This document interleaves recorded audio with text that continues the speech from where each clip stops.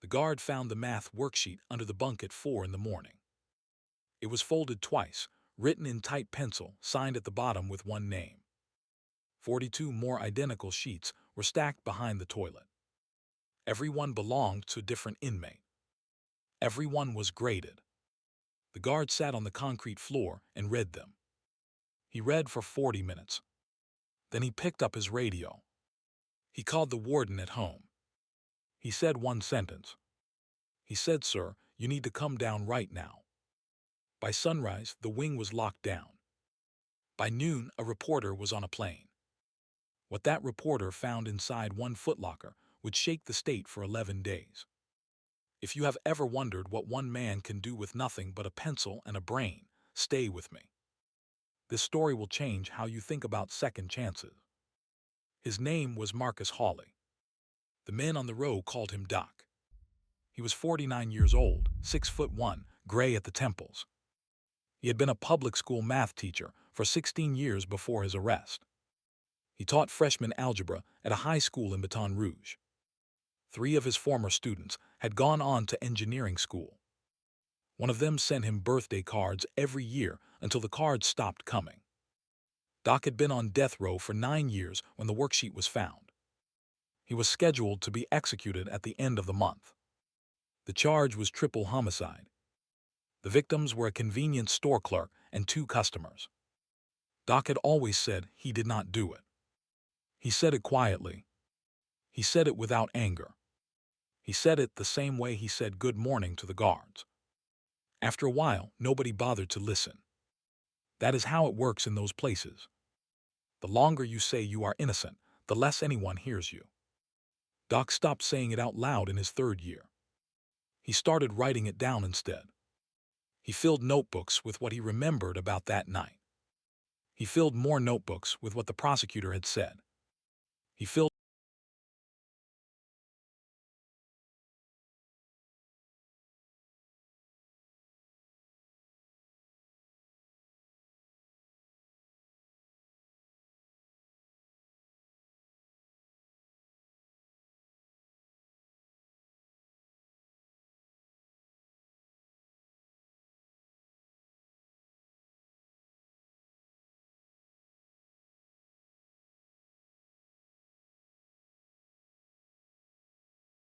Doc waited until the crying stopped. Then he tapped on the wall. He asked Reggie what was wrong. Reggie said his sister had sent him a letter. He said he could not read it. He said he had been holding it for 3 days. Doc told him to slide the letter under the gap at the bottom of the wall. Reggie did. Doc read the letter out loud through the concrete. The letter said Reggie's mother had died. The funeral had already happened. His sister wanted him to know that their mother had forgiven him before the end. Reggie did not speak for 2 days. On the 3rd day, he tapped the wall and asked Doc to teach him how to read. Doc said yes. That was how it started. That single tap on the wall began everything that followed. Nobody on the row knew it yet. The guards did not know it. The warden did not know it. Doc himself did not know it. He thought he was just helping one frightened man, read one letter from one sister. He thought it would end there. It did not end there. It was only the beginning of 6 years of secret work in a place where waiting was the only thing left to do. The lessons happened in whispers. They happened through the wall. They happened on torn pieces of paper, passed under doors when the guards were not looking. Doc started with the alphabet. He drew the letters big and slow on a paper towel. He pushed it through the gap. Reggie traced them with the stub of a pencil. After 2 weeks, Reggie could read the word dog. After a month, he could read his sister's letter on his own. After 2 months, the man on the other side of Doc's cell started tapping too. His name was Anthony. He wanted to learn fractions. He said his daughter was in 6th grade, and she sent him math homework to look at, and he could not help her. Doc said yes again. Anthony learned fast. He had been a brick mason. He understood angles in his hands before he understood them on paper. In 6 weeks, he was helping his daughter with her geometry over the prison phone. He cried the first time she thanked him. He cried again when she told her teacher that her dad was helping her now. Doc heard it all through the wall. He kept teaching. He never spoke about the lessons during yard time. He never wrote any of it down in a letter. He kept his eyes on the wall in front of him, and he kept his voice low, and he kept the work moving. By the end of the 6th month, a 4th man had joined. A 5th came in the 9th month. They tapped on the wall the same way Reggie had. They waited for permission. Doc gave it. He always gave it. He said later, in the only interview he ever gave a magazine, that nobody had ever knocked on his door asking for help in his entire life on the outside. He said the first time it happened through a concrete wall on a Louisiana death row was the first time he understood what he had been put on the earth to do. By the end of the first year, Doc was teaching 6 men. He taught them through the wall. He taught them through the lunch slot. He taught them during yard time, sitting on the concrete with his back against the fence. He used scraps of paper. He used the back of legal envelopes. He used the inside of cereal boxes that the kitchen had thrown out. The guards saw it. Some of them looked the other way. One guard, a man named Officer Briggs, started bringing Doc small things. He brought pencils. He brought a workbook from a thrift store. He brought a children's reader his own son had outgrown. Briggs never said anything. He just slid the items into the cell during shift change. Doc never thanked him out loud. They had an understanding. By the end of the 3rd year, the program had a name. The men called it the school. 22 inmates were enrolled. Doc kept records of everyone. He kept their progress charts in a notebook he hid inside the lining of his pillow. He held mock tests every Friday. He graded them on Saturday. He returned them on Sunday. The first man to pass his GED was a 48-year-old named Hector. Hector had been illiterate his whole life. When the official test results came back, Hector sat on the floor of his cell and cried for an hour. He had a daughter in Houston he had never written a letter to. The first letter he ever wrote, he wrote to her. He wrote it himself. Then came Curtis. Curtis was 44.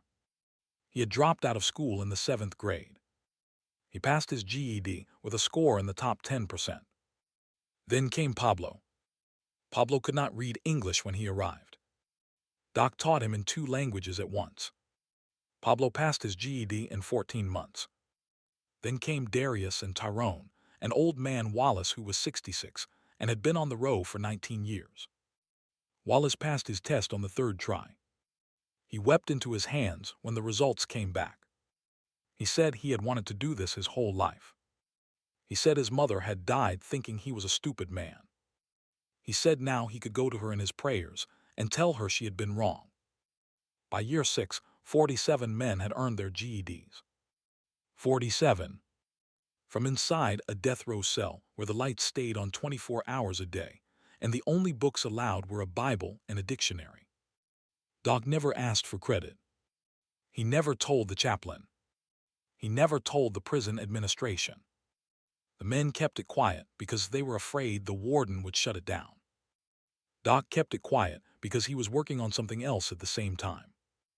Inside his footlocker, behind the folded undershirts and the notebooks of trial transcripts, Doc had been building a legal case. He had been building it for 9 years. He had taught himself the law the same way he had taught Reggie how to read. He used a pocket dictionary and a paperback copy of the Louisiana Criminal Code. He read every appeal that had ever been filed by a death row inmate in the state. He memorized the procedural rules. He wrote out his own briefs in longhand. His students helped him. The men he had taught to read were now reading case law to him through the wall at night. The men he had taught math were calculating the timeline of the original crime. They were doing it from memory, from the trial transcript Doc had read out loud to them piece by piece. They found a gap. They found a 46-minute gap in the prosecution's timeline. They found it in year 4. They spent the next 2 years trying to figure out what could have happened in those 46 minutes. They found something else. They found a name. The name belonged to a woman who had worked at the convenience store the year before the murders. She had quit 2 weeks before the killings. Her name appeared in one police report and then never again. Doc wrote her name on a piece of paper. He folded the paper. He put it inside an envelope. He put the envelope inside the footlocker. He waited. He did not know what he was waiting for. He just knew he was not done yet. For 4 more months, nothing happened. The school kept running. The men kept studying. Doc kept teaching. The folded paper sat in the footlocker. The wing was quiet, quieter than it had been in years. Some of the men began to believe they had built a safe place inside a cage. Some of them slept through the night for the first time in a decade. Hector wrote a second letter to his daughter. She wrote one back. Pablo started teaching a new arrival how to read in Spanish. Wallace recited the Lord's Prayer in full one Sunday morning, the first time in 50 years he could follow the words on a printed page. Anthony's daughter sent him a photo of her honor roll certificate. He pinned it to the inside of his locker. Darius taught Tyrone how to solve for X. Tyrone laughed out loud the first time he got the answer right. Nobody on that wing had heard a man laugh in months. The corridor felt almost peaceful. Almost. Doc thought he had time. Doc thought the school was safe. Doc thought he could wait for the right moment to send out the envelope. Doc thought a lot of things that month. He was wrong about all of them. The peace was a thin sheet of ice over very deep water. None of the men felt it crack. None of them heard the warning. The morning the worksheet was found, Reggie was eating breakfast in his cell. He was solving a long division problem on a paper towel. He did not look up when the guard walked by. He did not look up when the radio crackled. He did not know that under his own bunk, 18 inches from his right foot, the entire school was about to be discovered. The worksheet under Reggie's bunk had been found because Reggie was being moved. Reggie's appeal had been denied. His execution date had been moved up by 6 months. He was being transferred to the holding wing at the end of the corridor. The guard who found the worksheet was new. He had been on the job for 9 days. He did not know about the school. He did not know about the understanding. He did not know that Officer Briggs slid pencils into cell 17 during shift change. He read the math problems. He read Doc's neat handwriting at the top. He read the grade. Then he made his call. The warden's name was Walter Lemon. He had run the penitentiary for 11 years. He had seen everything. He had watched men go to the chamber, and he had watched men get out, and he had watched men give up halfway through their sentences and stop talking and stop eating and stop being. He thought he had seen everything. He had not seen this. Lemon walked the row that morning at 6:15. He stopped at every cell. He asked every man the same question. He asked if they knew about the school. 23 men admitted it on the spot. 11 more admitted it by the end of the day. The rest held out for another 2 days. By the end of the week, Lemon had a list of 47 names. He had a stack of GED certificates that had been issued over 6 years by the Louisiana Department of Education, and nobody at the penitentiary had ever flagged where they had come from. He had a teacher with a perfect record of 0 incidents in 9 years. He had a death row wing that, on paper, was the most rehabilitated cell block in the entire state prison system. Lemon sat in his office for a long time. Then he picked up the phone. He called a reporter he knew at the Times-Picayune. Her name was Adrienne Boudreau. She was 28. She had been covering criminal justice for 3 years. She had broken 2 stories that had embarrassed the governor. Lemon did not like her. He did not trust her. But he knew that if this story got out the wrong way, it would be ugly for everyone. So he called her himself. He told her she had 48 hours.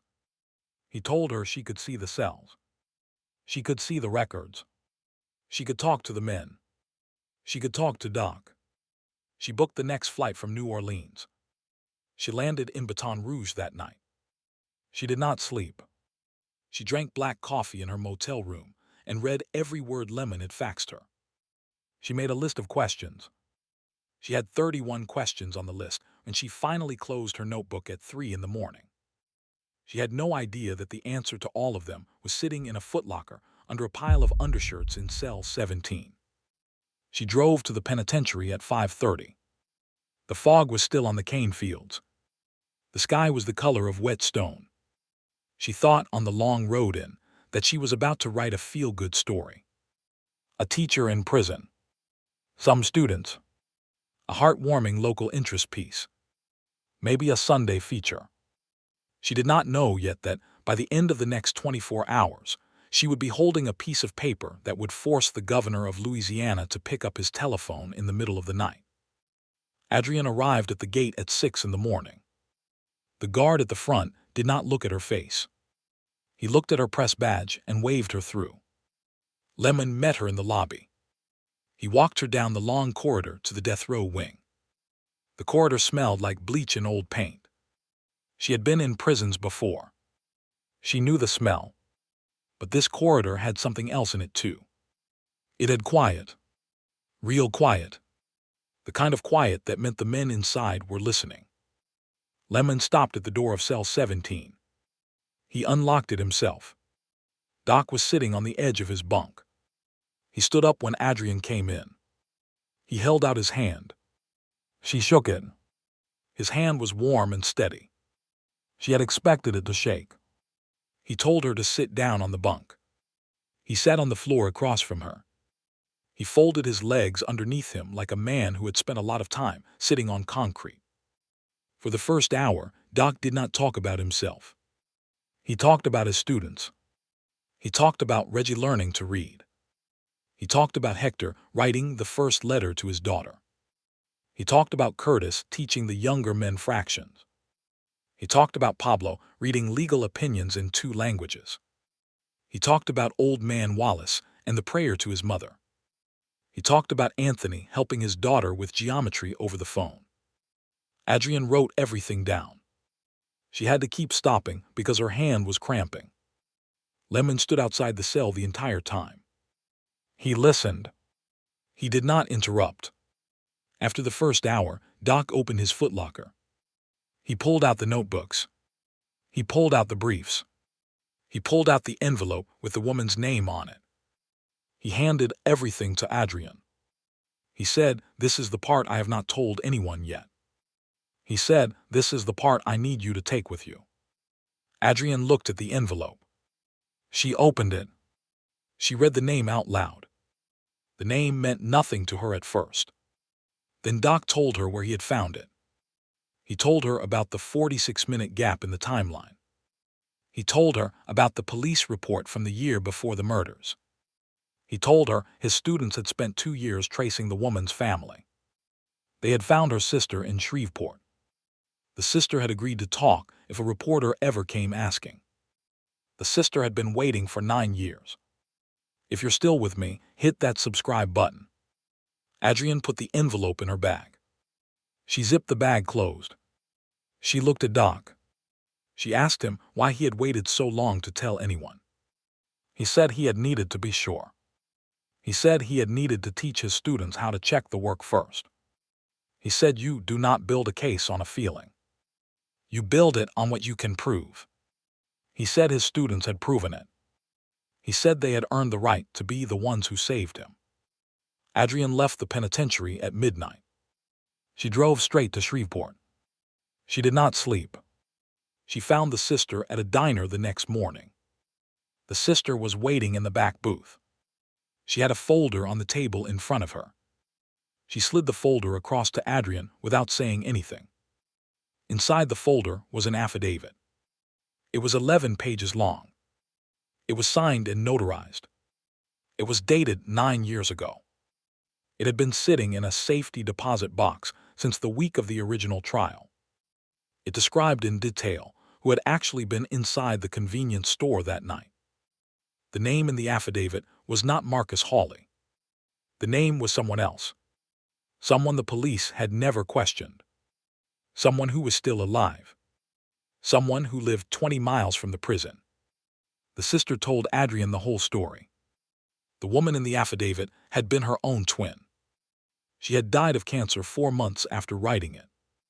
She had made the family promise to keep the document safe until a reporter came asking. She had told them not to mail it in. She had told them not to hand it to the police. She had told them the police had been the ones who let the wrong man go down for it. She had told them to wait for a reporter who would not be scared of the answer. Adrienne sat in that diner booth for 2 hours. She read the affidavit 4 times. She drank 3 cups of coffee. The waitress kept refilling her cup without saying a word. The sister sat across from her and watched her read. When Adrienne finally closed the folder, the sister reached across the table and took her hand. The sister said, "My sister carried this for a year before she died. My family carried it for 9 more. Now you carry it." Adrienne drove back to New Orleans that night. The interstate was empty. She kept the folder on the passenger seat. She kept one hand on it the whole way. She did not turn on the radio. She did not stop at the rest area in Hammond. She did not eat. She got to the newsroom a little after 11. The lights were still on in the editor's office. She did not call her editor until she was at her desk. She handed him the affidavit. She handed him the briefs. She handed him the notebook full of Doc's case. Her editor read for 2 hours. He did not look up. He did not say a word. When he was done, he put the papers down very gently, the way a man puts down something heavy that he has been carrying too long. He told her they had 11 days until the execution. He told her to write fast. He told her to write it like a man's life depended on it, because a man's life did. He told her she had until Saturday morning. He poured her a cup of coffee from his own pot. She sat down at her keyboard. She did not stop typing until the sun came up. She wrote 32 pages of copy. She filed it at 6:40 in the morning. She slept for 3 hours on the couch in the break room. The story ran on a Sunday. It was the front page. It took up the entire front page and continued for 6 more pages inside. The headline was simple. It said, "The teacher on the row." By Monday morning, the story was on every major news network in the country. By Monday afternoon, the governor's office had received 11,000 emails. By Monday night, that number had doubled. By Tuesday morning, the prison switchboard was so jammed with calls from former students of Marcus Hawley that Lemon had to assign 2 extra staff just to take messages. By Tuesday afternoon, 3 of Doc's former algebra students from the high school in Baton Rouge had hired a lawyer for him. The lawyer was the best appellate attorney in the state. He took the case for free. He flew in from Washington that night. He met with Doc in the visiting room at 6 in the morning on Wednesday. He stayed for 4 hours. He came out and told the reporters waiting in the parking lot only one thing. He said, "I have never represented a more prepared client in my life." He filed an emergency stay of execution at noon on Wednesday. The hearing was set for Friday. Adrienne had not slept in 4 nights. She would not sleep for 2 more. On Thursday night, Adrienne went back to the penitentiary. She wanted to see Doc one more time before the hearing. Lemon let her in. The corridor was different this time. The quiet was different. It was the quiet of 47 men who were holding their breath. Doc was in his cell, sitting on the floor, working on a math problem. He was teaching a new student through the wall. The student was a 22-year-old who had arrived on the row 3 weeks before. Doc looked up when Adrienne came in. He smiled. He asked her how the story had been received. She told him. She told him about the 11,000 emails. She told him about the lawyer. She told him about the hearing. He nodded. He did not look surprised. He looked tired. He asked her how Reggie was doing. Reggie's execution had been put on hold because of the publicity. Doc asked her to tell Reggie that he was proud of him. Adrienne said she would. She asked Doc what he wanted if the stay was granted. He thought for a long time. Then he said he wanted to keep teaching. He said he did not care if he was in prison or out of it. He said the work was the same either way. He said the men needed someone to show up for them. He said that was the part nobody talked about. He said most of these men had never had anyone show up for them in their entire lives. He said the school was not about the GED. He said the school was about somebody finally being there when you needed help. Adrian wrote that down. She underlined it twice. The hearing on Friday lasted 6 hours. The judge read the affidavit. He read the briefs. He listened to the woman's sister testify by video link from Shreveport. He listened to the attorney lay out the 46-minute gap. He listened to Adrian describe what she had found. The courtroom was packed. 2 of Doc's former algebra students sat in the second row in borrowed suits. Hector's daughter flew in from Houston and sat in the back. She held a letter from her father in her lap the entire hearing. At the end of the day, the judge granted the stay. He set a new trial date for 90 days out. The room let out a long, slow exhale, as if the building itself had been holding its breath. Doc was moved off death row that night. He was moved to general population. He was assigned a cell with a window. The window faced east. For the first time in 9 years, he saw the sunrise without bars across it. He sat at the window for an hour. He watched the light cross the cane fields and climb the side of the guard tower. Then he went to work. The warden gave him a classroom. A real classroom. 8 tables. A whiteboard. Markers. A box of pencils that had not been chewed in half. Doc walked in on the first morning and looked at it for a long time. Then he set up the chairs. He set them up in a half circle. He wrote the date on the board. He waited. 47 men filed in. They sat down. They opened their notebooks. Doc picked up a marker. He began the lesson. The retrial happened 3 months later. The jury was out for 90 minutes. They came back with a verdict of not guilty. The judge read the words out loud at 3:12 in the afternoon. Doc closed his eyes. He did not cry. He did not smile. He just sat very still in the chair, both hands flat on the table in front of him, and breathed slowly, the way he had taught himself to breathe through 9 years of nights when he thought the next morning would be his last. Doc walked out of the courthouse on a Tuesday afternoon. The sun was bright. Adrian was there. She had a camera and a notepad. She asked him what the first thing he was going to do was. He said he was going to go home and sleep in a real bed. Then he was coming back to the prison. He said he had work to do. He said the school was not finished. The man named in the affidavit was arrested 2 weeks later in a small town outside Lafayette. He confessed within 48 hours of his arraignment. He told the police he had been waiting for someone to come for him for 9 years. He said he had not slept a full night since the killings. The state of Louisiana issued a formal apology to Marcus Hawley in a written statement signed by the governor. The statement was 3 sentences long. Doc framed it and hung it in the classroom, just above the whiteboard, so the men could see it every morning when they came in. He said it reminded them that paper could change things. He said it reminded them why he had taught them all to read. The school is still running. It runs every weekday morning at 9. Doc teaches it. He drives in from a small house on the edge of town.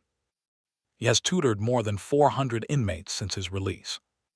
63 of them have earned their GEDs. 11 of them have enrolled in college after their sentences. Reggie was paroled last year. He works at a library. He reads aloud to children on Saturday mornings. He still calls Doc every Sunday. Hector's daughter visits twice a year. Pablo teaches Spanish literacy at a community center in Baton Rouge. Old man Wallace died peacefully in his sleep 18 months after the retrial, with a paperback book on his chest, the first he had ever finished. Officer Briggs retired from the prison the year Doc was released. He sends Doc a Christmas card every December. The cards always say the same thing. They say, "Thank you for letting me help." Doc never married. He never had children of his own. He says he has 47.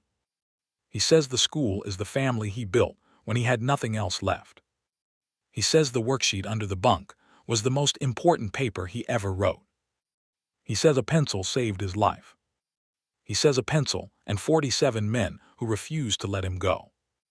He says that is the only thing he wants people to remember. He says the rest is just paperwork.